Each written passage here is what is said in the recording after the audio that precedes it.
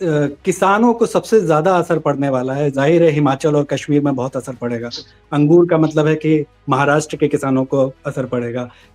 तो आप उस पूरे किसानों के नजरिए से जो किसानों को नेगेटिव कह सकते हैं, उनको असर जो पड़ने वाला है, उस उसके बारे में थोड़ा सा अगर विस्तार से बात कर पाए तो। कुछ चीजें तो बिल्कुल साफ है। देखिए, सोयाबीन में सरकार कुछ भी बोलती रहे, मार्केट क्रैश कर गई है। तो जी किसानों ने मतलब मंडी को तो पता लग गया है कि क्या होने वाला है। मतलब मंडी कृषि मंत्री पर भरोसा नहीं करती है, ये तो बिल्कुल साफ है। सोयाबीन के दाम गिर चुके हैं, जी नंबर एक। मक्का के दाम, अभी जब आएगा सीजन, मक्का के दाम गिरेंगे। जी सोयाबीन में क्या होगा, तो सोयाबीन की फैक्ट्रियां, सोयाबीन ऑयल, जैसा मैंने पहले भी जिक्र किया, सोयाबीन मुख्यतः खाने की फसल नहीं है, मुख्यतः भारत में ऑयल की फसल है। ऑयल की फैक्ट्रियां बनी हुई हैं सोयाबीन के। अमेरिका से जब सस्ता ऑयल आएगा, सस्ता इसलिए कि वहां का जो सोयाबीन होता है वो जीएम मिक्स होता है, जीएम का प्रोडक्टिविटी ज्यादा होती है, उनको सस्ता मिलता है। अमेरिका का सस्ता तेल जब आएगा तो हमारी सोयाबीन की मिल बंद होगी, और सोयाबीन की मिल जब बंद होगी तो किसान को दाम कौन देगा उसकी फसल का? सोयाबीन का दाम और क्रैश करेगा ऑलरेडी, क्योंकि सोयाबीन में मिल वाले इन्वॉल्व हैं इसलिए। और मिल वाला पहले से देख सकता है, वो अंग्रेजी की खबर भी पढ़ता है, वो थोड़ा सा इंटरनेट भी देखता है, तो उन्हें समझ आ गया है प्राइसेस गिर जाए। मक्का का जो है, मक्का की फसल पे निश्चित नुकसान पहुंचेगा। मक्का एक फसल है जो पिछले कुछ सालों में बहुत तेजी से बढ़ी है हमारे देश में।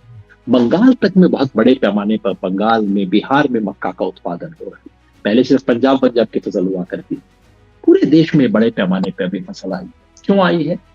भुट्टा खाने के लिए नहीं, मक्के की रोटी खाने के लिए नहीं, ये चिकन फीड के रूप में इस्तेमाल होती है फसल। और जाहिर है जब अमेरिका से ये आएगा, डीडीजीएस आएगा, सस्ता आएगा, इसके दाम गिरेंगे। अब सरकार के लोग क्या कहते हैं, मतलब देखिए इनकी कुतर्क की हद देखिए। सरकार के लोग दो बातें एक साथ कहते हैं।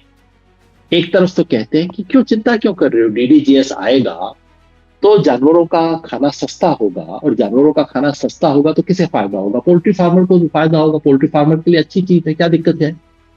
दूसरी तरफ से वही लोग कहते हैं कि डीडीजीएस का आयात तो केवल भारत के ओवरऑल उत्पादन का 1% है।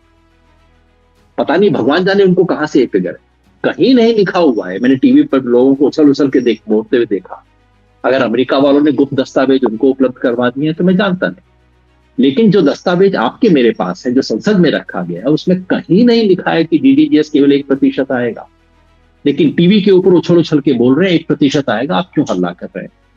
चलिए भाई, अगर 1% ही आएगा, फिर आप, और अगर उसका 1% आएगा, इसका हमारे दाम पे कोई असर नहीं पड़ेगा, तो भाई अगर केवल 1% आएगा, अगर दाम पर कोई असर नहीं पड़ेगा, तो फिर आप उछल के ये क्यों बोल रहे हो कि पोल्ट्री फार्मर को सस्ता फीड मिल जाएगा? तो दोनों बातें कैसे कह रहे हो? कोई तो एक बोलो ना, दोनों झूठ एक साथ क्यों बोल रहे हो? एक तरफ ये कि पोल्ट्री फार्मर के लिए सस्ता हो जाएगा, लेकिन किसान के लिए फसल सस्ती नहीं होगी। कैसे हो सकता है भाई मेरे? तो ये दोनों, ये तो हमने दो फसलें देखी। अंगूर, आपने बिल्कुल बताया, महाराष्ट्र में सिर्फ अंगूर नहीं, महाराष्ट्र में वाइन इंडस्ट्री तेजी से बढ़ रही है, जो जी कि अंगूर के उत्पादन पर निर्भर करती थी। भारत पहले भारतीय वाइन, अब पहले केवल गोवा में हुआ करती थी, लेकिन महाराष्ट्र में भारतीय वाइन्स बननी शुरू हुई। उस इंडस्ट्री को धक्का लगेगा, केवल अमेरिका की वजह से नहीं, वो इसलिए भी क्योंकि यूरोपियन यूनियन से भी हमने वाइन आयात करने का समझौता कर दिया है, वहां धक्का लगेगा।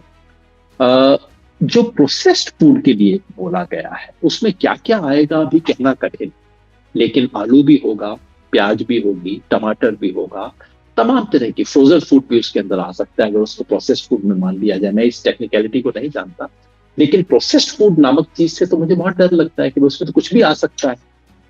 चौथा, जो फ्रूट्स है, अब फ्रूट में वो कहते हैं केला नहीं आएगा अमेरिका से। अरे भाई, केला है नहीं अमेरिका के पास बेचने को, अमेरिका खुद बाहर से मंगाता है केला। आएगा वॉशिंगटन एप्पल आएगा वहां से, और वहां का वॉशिंगटन एप्पल आपके हिमाचल का जो एप्पल इंडस्ट्री बहुत तेजी से ग्रो कर रहा है, कश्मीर का तो पुराना है, हिमाचल का अभी ग्रो करना शुरू हुआ था, उसको एकदम खत्म कर देगा ये कश्मीर का ये वॉशिंगटन एप्पल आके। और दूसरा है, जितने भी बेरीज है, ब्लूबेरी, स्ट्रॉबेरी, ये भारत के प्रोडक्ट नहीं, लेकिन पिछले कुछ सालों से भारत के प्रीमियम प्रोडक्ट्स बनने शुरू हुए थे, इनको हमने ग्रो करना शुरू किया था। ये इंडस्ट्री खत्म हो जाएगी इसके असर से। उसको नुकसान पहुंचेगा। और अभी स्पष्ट नहीं है, लेकिन मुझे डर है कि इसमें कहीं ना कहीं एथनॉल आएगा किसी बहाने से, क्योंकि अमेरिका एक चीज थी जो अमेरिका चाहता था, जो अभी तक नहीं मिली। दो चीजें अमेरिका को नहीं मिली है अभी तक जो चाहते थे, क्योंकि उन्होंने अमेरिका वालों ने खाप लिख के बताया था कि हमें क्या क्या चीजें चाहिए। सब चीजें मिल गई हैं, दो बची हैं। एक है एथनॉल। एथनॉल अगर आया, हमारा गन्ना उद्योग, गन्ना किसान चौपट हो जाएगा, क्योंकि हमारे देश में गन्ने का उत्पादन काफी है। चीनी जितनी जितनी चाहिए उससे ज्यादा बनी हुई पड़ी हुई है। तो क्या करता है, चीनी चीनी मिल एथनॉल बनाती है गन्ने। एथनॉल को पेट्रोल में मिक्स किया जाता है। अगर अमेरिका से सस्ता एथनॉल आना शुरू हुआ, 5% भी अगर आ गया हमारी मार्केट का, तो प्राइसेस एकदम क्रैश करेंगे। और गन्ने में क्या है, प्राइसेस तो क्रैश कर नहीं सकते क्योंकि स्टेट कंट्रोल प्राइसेस हैं। तो चीनी मिल जो है कहेंगी पैसा नहीं है, दे नहीं सकते। 1-2 साल तो आजकल ऐसे ही कर देते हैं, 2 साल की बजाय 4 साल कर देंगे, 6 साल कर देंगे, पैसा नहीं देंगे। तो गन्ना पे सीधा असर पड़ेगा एथनॉल अगर आता है। और आखिरी आइटम जिसको अमेरिका चाहता है, जिसका जिक्र अभी तक नहीं है, वो है डेयरी।